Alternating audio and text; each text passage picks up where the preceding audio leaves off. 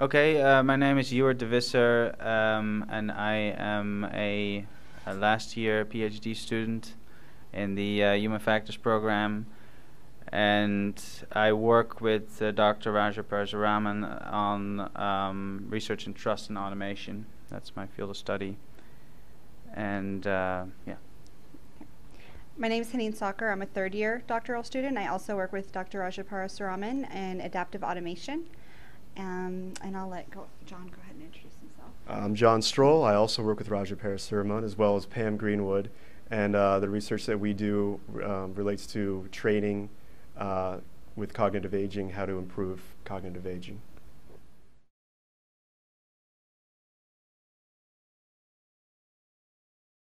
So last year was the first U.S. Engineering and Science Festival on the National Mall, and FABS, the Federated Association for Brain and Behavior Sciences, approached us about collaborating on a booth with them. And so we tried to come up with different ideas of how to get kids interested in science and research and have some hands-on things for them to do. So we had some design boards, we had some optical illusions, and then we decided to do a driving simulator to show them what kind of research we do, but in a very low level.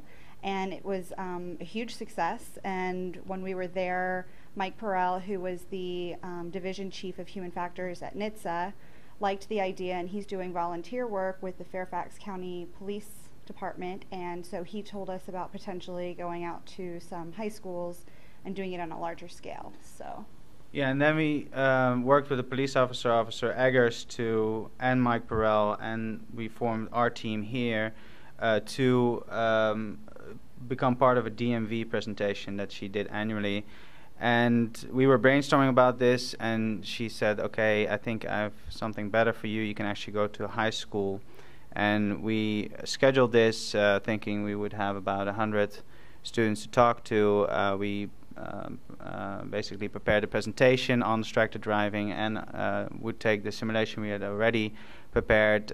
We arrived at Westfield High School in Chantilly, and basically they had put us up for the entire 10th grade, which was 700 students, and ABC News was there and PR, and we were a bit overwhelmed, but we were prepared. So we got the equipment, we had a microphone, a huge stage, and we got a lot of good feedback. We presented the program. The kids really liked it because it was very engaging. You know, they were really involved. They were really enthusiastic. You could see sort of the crowd dynamics of their response, and we got good feedback from their sort of supervisors. It's really been a natural kind of grassroots project that's just kind of spread from the attention that we got from the media after making these presentations initially. Yeah, and in terms of program evaluation, we're looking into evaluating the program more formally now, but informally, we've documented this in a paper. Also, we send out, but you know, people show a lot of enthusiasm. You know, news has covered it, but also we are contacted by a variety of different people. You know, businesses, schools. You know, people are specifically looking at the teen driving issue. So just by that response alone, and just by the sort of enthusiasm we created, I think people do think it's a very effective approach.